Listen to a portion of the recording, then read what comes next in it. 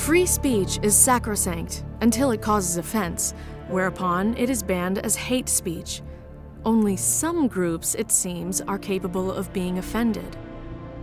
What the battle nowadays is about on campuses, it's not giving pro-Israel students any special rights. It's simply treating them with the same protections for their speech that are afforded to anti-Israel groups. How better to empower those who want to kill Jews in Israel than to deny their supporters in the United States of any sort of legitimacy or right to freedom of speech. Free, free Palestine! Free, free Palestine! We want to talk about the fact that the Center for Israeli Studies exists on our campus. We don't want to listen. Long live the Intifada! Long live the Intifada! We don't want two states! We want 48! We don't want two states! We want... In November 2012, students occupied Dutton Hall at the University of California in Davis. They were protesting in solidarity with Gaza. Several protesters held up signs that read "Death to Zionism."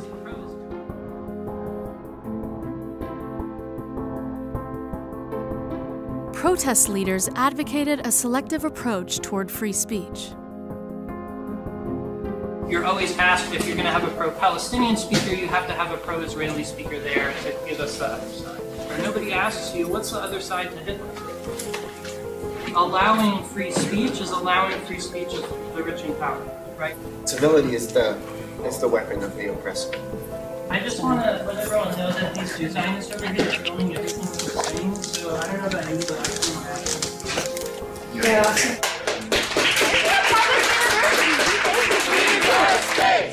Leave our space!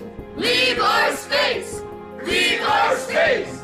Leave our space! Shame on you! Shame on you! Shame on you! Shame on you! I have not said a word today. I have come here, I have listened. Why would I do it? Any support of Israel is hate speech. Events like these are not welcome on our campus anymore. My only purpose today is that this event is shut down. You have turned Palestine into a land of prostitutes, rapists, and child molesters. Free, free Palestine! Free, free Palestine! SJP rhetoric towards students who don't agree with them is that if you don't agree with them, you're against them, so they have to shut you down.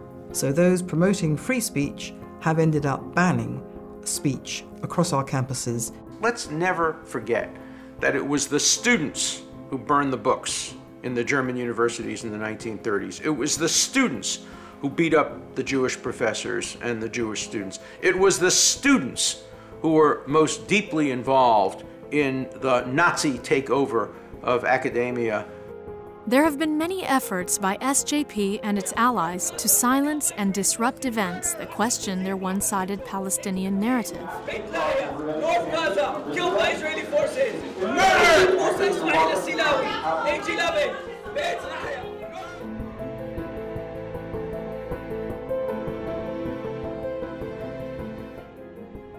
Even as they became increasingly militant, SJP and its supporters launched a campaign to preempt university efforts to stop their bullying and hateful activities.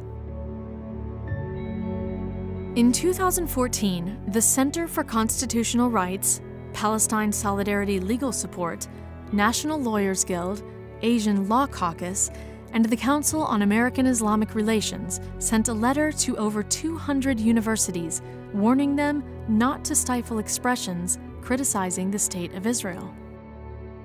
What's interesting when it comes to the freedom of speech is when it's invoked and when it isn't invoked. When other groups are involved, people will often say this is a question of harassment, but when Jewish or Israeli students are involved, they'll raise the First Amendment. At Yale University, the administration suspended a fraternity for 5 years for sexist chants on campus. Yale said the discipline was necessary to ensure an educational environment free from harassment and intimidation.